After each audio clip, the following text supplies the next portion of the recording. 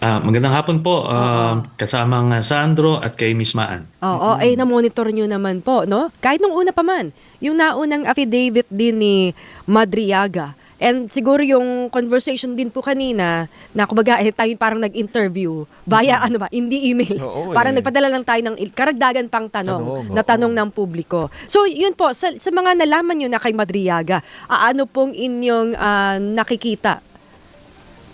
Sir?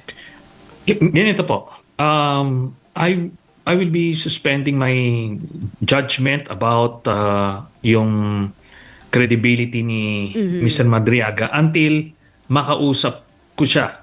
No, which I intend to do in the coming weeks para lang makita natin kung ano ba ito, what is this guy really about. Pero having said that, based on dun sa mga nakikita natin at naririnig natin from the lawyers and from other open sources, ay ano siya, talagang meron silang connection, meron silang links with the VP Sara and the office itself. Kaya yun yung starting point kasi para lang ma-weed out natin yung possibility that this is some random Juan de la Cruz na ano lang, na gustong gumawa ng eksena. So ruled out na yon. So ando doon na tayo na meron talaga siya, loob talaga siya.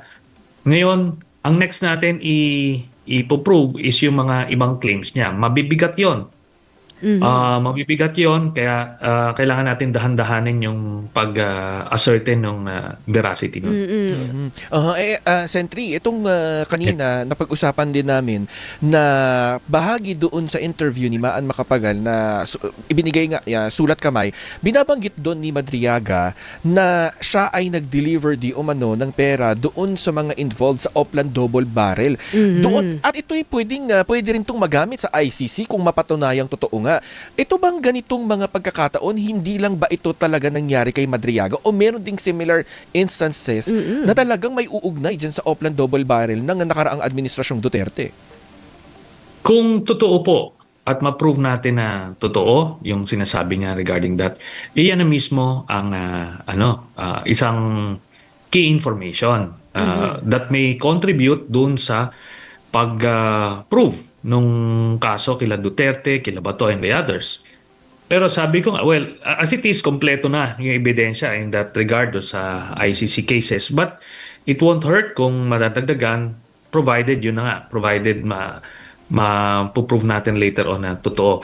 Ngayon, yung sa tanong mo, Sandro, sa sobrang dami kasing pera na pumasok nung panahon nila Duterte, hindi lang pera ng gobyerno ito, pera ito ng pogo, ng illegal drugs, na sa kanila dumadaan kasi sa kanila naglalagay eh.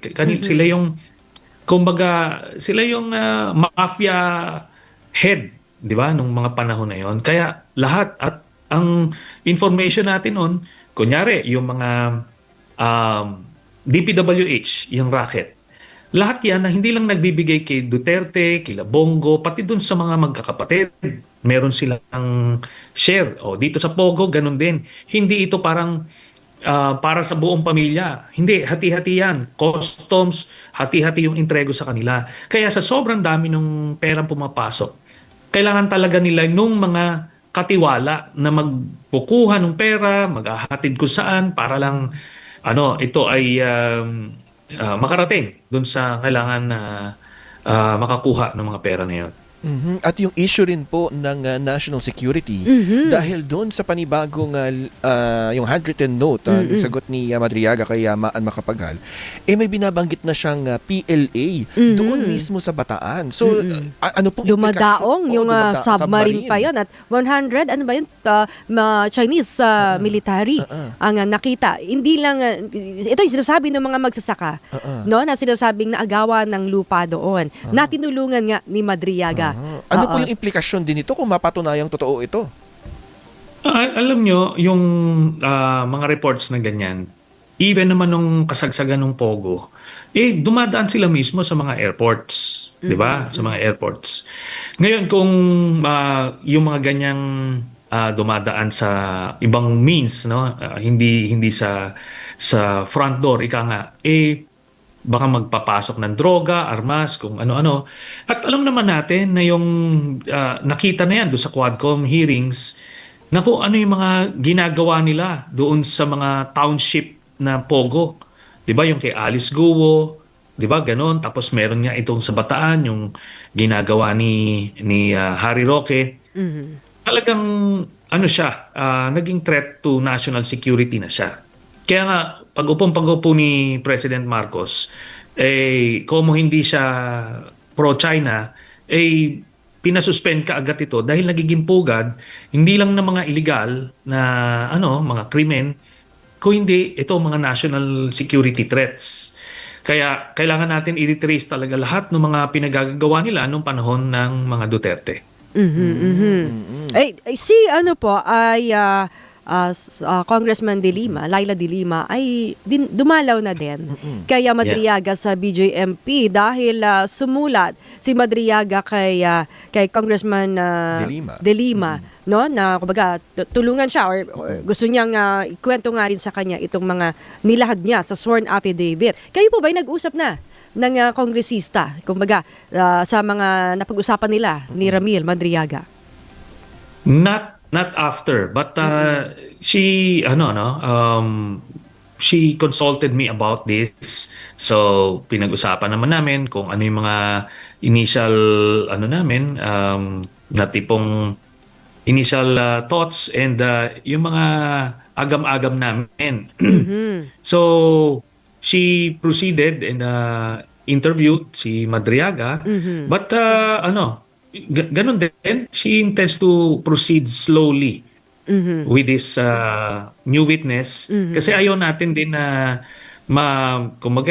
mapatibong tayo o kung ano man, di ba?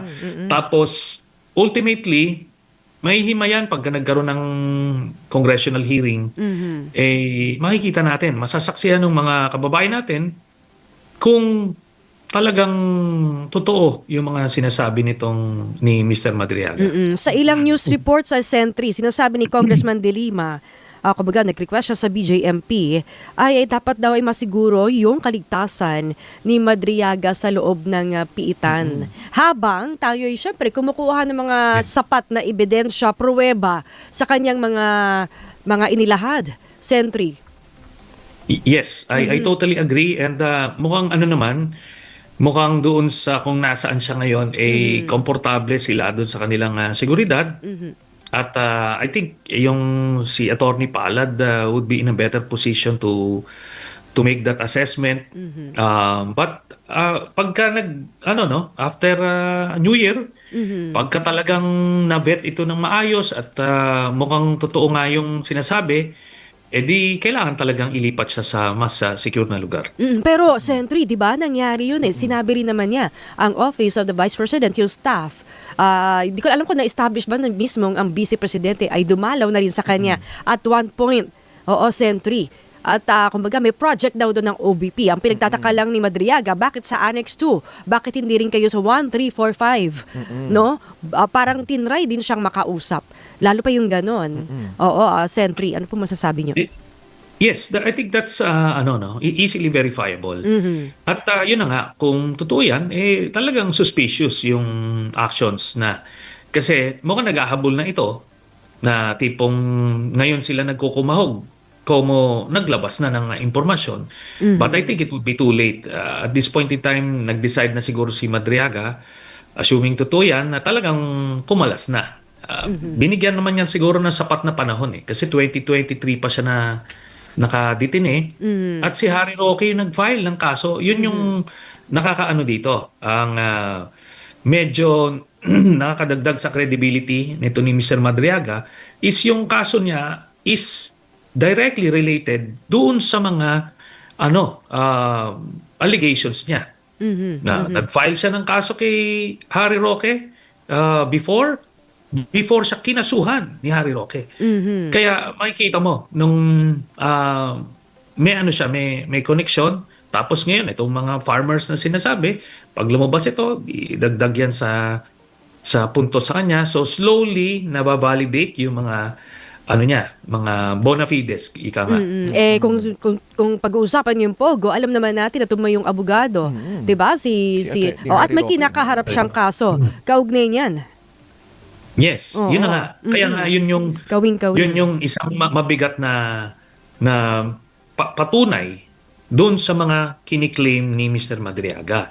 Kasi ang nagkaso mismo si Harry Roque. Hindi ito parang ibang krimen na totally unrelated na ano lang siya, naghahanap siya ng paraan para makawala doon sa kanyang predicament. Ito hindi. Yun mismo yung yung koneksyon. Kaya talagang magkakasama ito. Ngayon, ang kailangan na lang natin hihimayin at ipoprove isa-isa yung mga specific allegations niya. Yung mga hatiran ng pera, mabigat yon. Kasi talagang contributory yon doon sa whether it's an impeachment case kay Sara, doon sa plunder case niya, or doon sa ICC case. Lahat yon yung galawan ng pera na yon, malaking bagay yon. Siguro, panghuli ko na lang pong tanong, Sentry, ano pa po bang inaasahan din natin in the coming days at sa mga unang araw ng 2026? Yan nga, isa yan sa kailangan natin ma-prioritize. So, one of the, by after New Year, I will endeavor to talk to Mr. Madriaga myself para mahimay ko yung mga kailangan himayin. Then, if I'm convinced na siya, legit siya na testigo, we will have to present him sa malaki-laking forum para makita ng mga ng kababayan natin. Kaso nga po, siya nakakulong dahil sa kaso ng kidnapping. Hindi po kaya yun ay makakasagabal din? Hindi, pwede naman kasi. Kunyari, magkakaroon ng congressional hearing, we will have to request na matransfer siya ng kustodiya habang kinakandak yung hearing. So that way, rin siya, both secured and accessible. At ito yan, kasi pagka pinipresent sa mga ganyang forum, makikita nyo yung demeanor Di ba? Makikita nyo yung demeanor, yung publiko mismo. Kumaga, don't just take the word ng mga nagtaong nagpepresenta sa kanya, kundi kayo mismo. Mahuhusgahan nyo kung yung demeanor niya ay kapani-paniwala at yung mismong sinasabi niya ay may kapani-paniwala. So makikita na lang natin yan in the coming weeks. Pero po, sa tingin niyo po, hindi po ba dapat magsimula na rin mag-inot-inot ang Blue Ribbon Committee sa Senado at ang Kamara na rin na simulan na ngang imbestigahan at silipin itong si Madriaga? Palagay ko, baka mas maganda pa sa House kasi sa Senado, anuhin lang yan, iaharas lang yan ng mga Duterte senators Anyway, both would be televised live. Mas maganda nang nakakapagsalita siya na maayos kung sa House gagawin yung investigasyon. So aabangan natin yan kung talagang tatalima, tutugon ang Kamara dyan sa sinasabi ni Senador Antonio Trillanes IV. Maraming salamat po. Ay, Merry Christmas na rin, Sentry.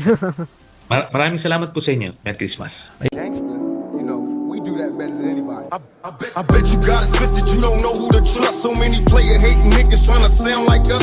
Say they ready for the front, but I don't think they know it. Straight to the depths of hell is where them cowards going. Well, all you still down, nigga, holler when you see me. And let these devils dissolve for the day they finally free me. I got a caravan of niggas every time we ride.